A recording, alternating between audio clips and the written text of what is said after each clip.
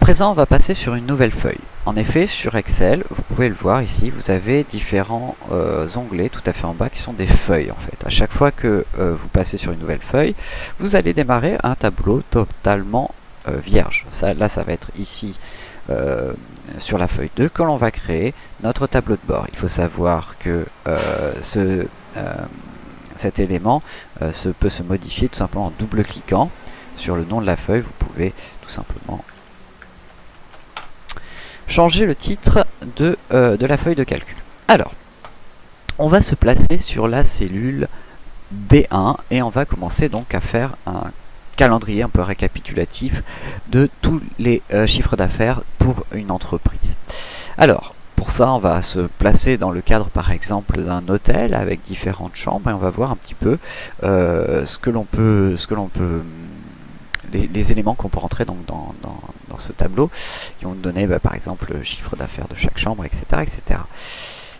Alors, on va taper en B1 le mois de janvier, puis on va cliquer et glisser sur l'outil de duplication. On va cliquer sur l'outil de duplication et glisser vers la droite afin tout simplement d'obtenir ici tous les mois de l'année. Deuxième chose, on va ici taper chambre 1, cliquer sur chambre 1 et glisser vers le bas pour avoir grosso modo 18 chambres, 17-18 chambres. On va voir que ça va être extrêmement simple de remplir ce tableau de données et de faire des calculs là-dessus. Donc on aurait pu même avoir 120 chambres, ça aurait rien changé. Alors, l'idée est très simple ici. Dans cette première partie, je souhaite vraiment vous montrer comment on met en forme un tableau. Tous les éléments de mise en forme, c'est la partie la plus importante de démarrage sous Excel, c'est de bien mettre en forme un tableau. Ce qui simplifiera énormément la vie lorsque vous allez passer à la partie formule, calcul et graphique.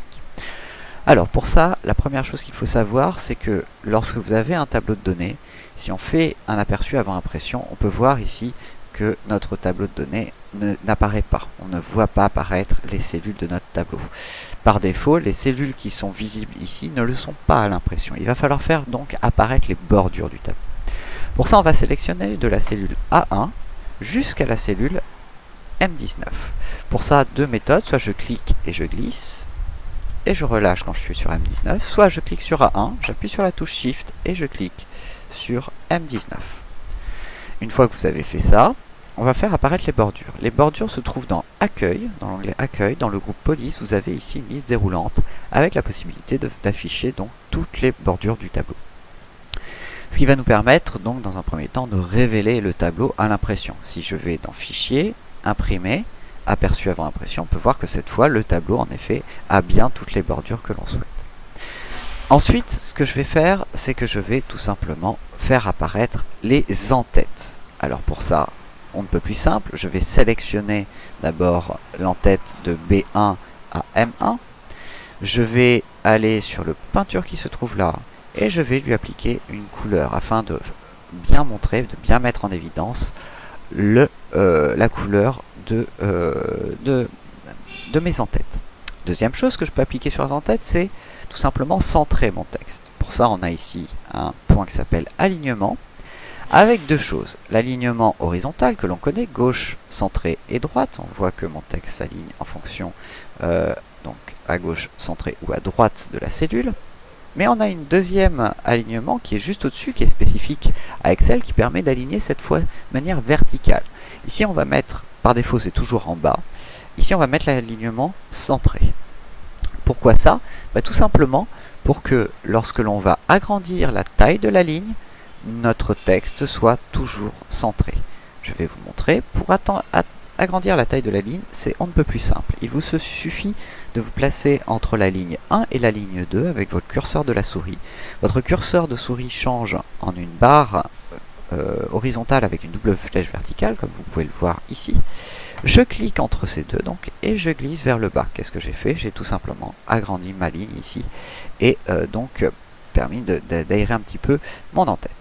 Je vais appuyer sur Gras pour mettre en gras mon en-tête et je vais faire de même bien entendu avec ici mes en-têtes de champ. Donc pour ça, je vais sélectionner de A2 à A19, puis sélectionner une couleur.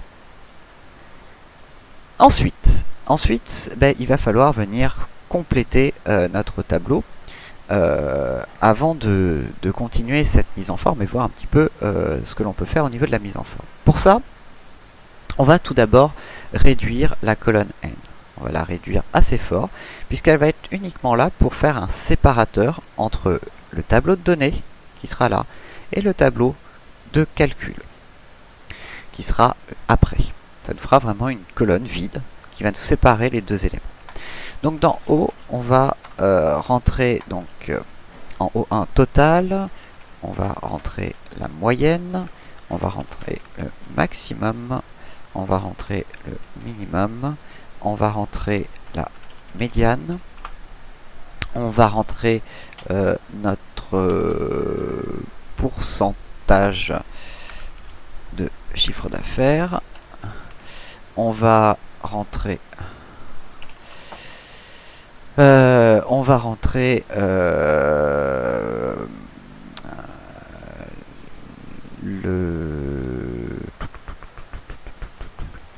élément qui va s'appeler rentabilité. On va déterminer la chambre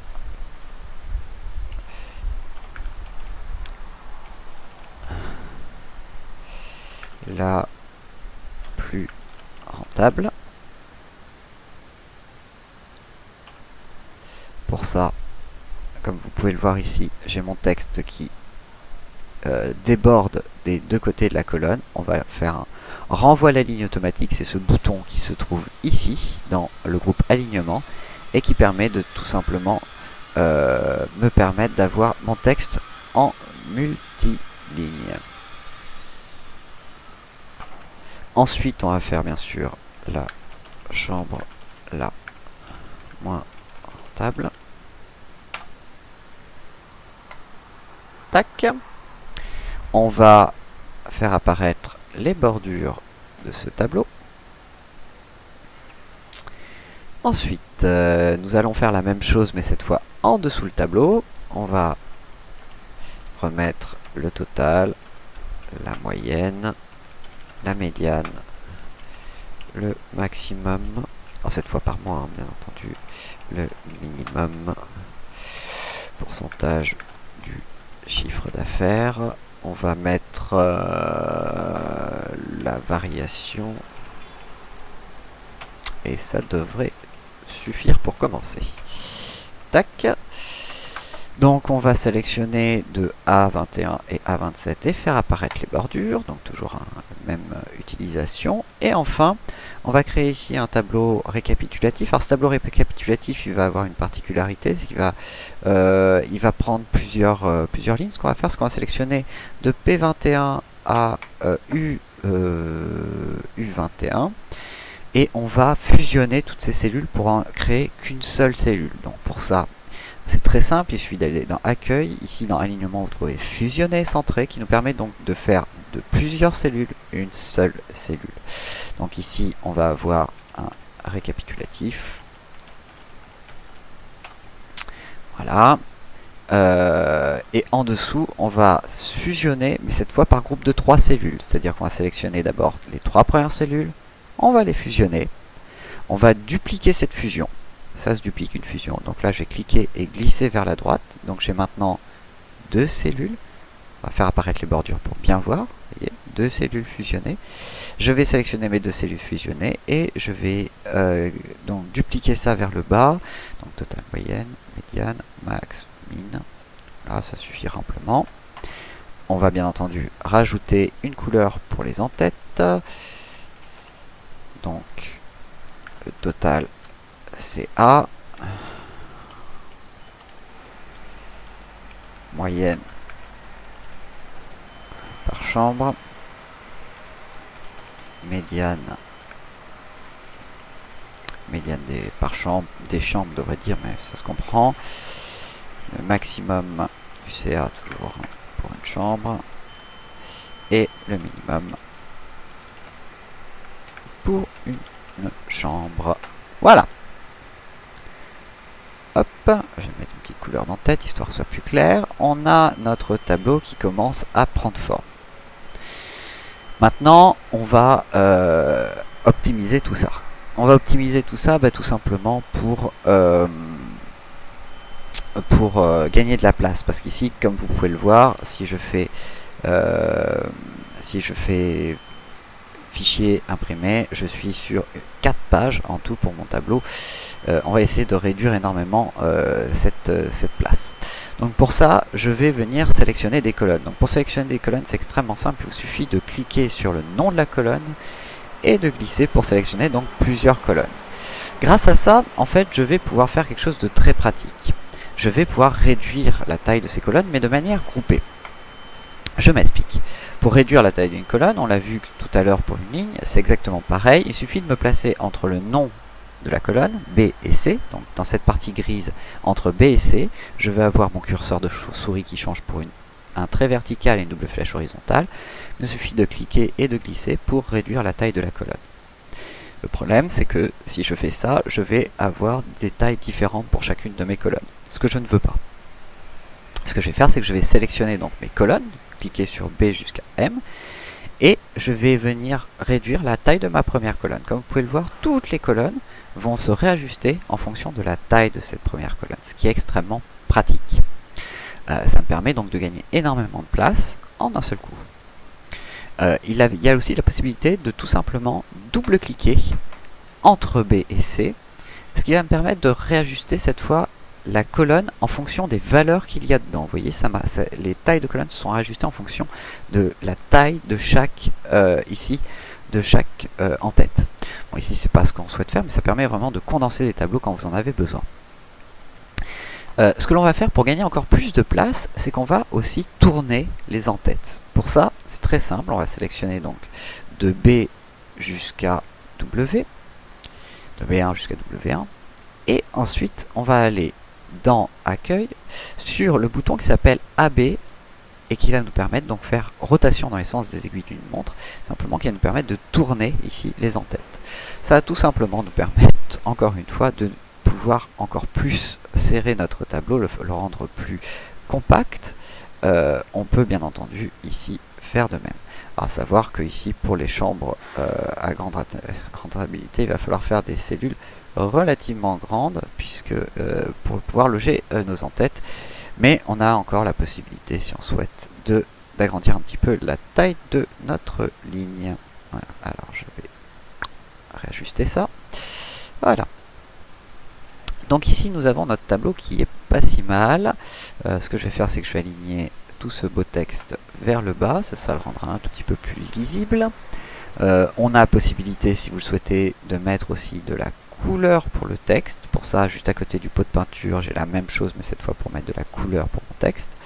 Ce qui permet d'avoir un tableau... Oh là, je me suis trompé. Je vais revenir en arrière. Non, il n'a pas voulu.